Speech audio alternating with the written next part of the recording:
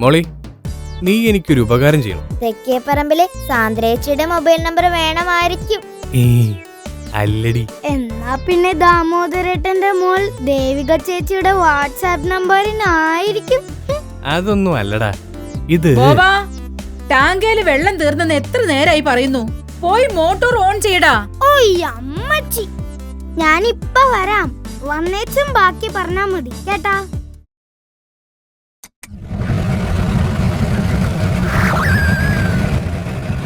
എന്തോന്നാടി ഇത്? ഇത് വെള്ളമടിക്കുന്ന പമ്പ് ഓണാക്കിയതിന്റെ ശബ്ദമാഹിപ്പിച്ചായ. ഇങ്ങനെയും പമ്പോ? ഇതിന് എത്ര വർഷം പഴക്കമുണ്ടടാ? അതെനിക്കറിയാൻ മേല, ഞങ്ങള് കാണുമ്പോഴേ അതവിടെയുണ്ട്. അപ്പോ 10 വർഷത്തിന് മേലെ പഴക്കം ഉണ്ടാവൂലോടാ ഇതിന്.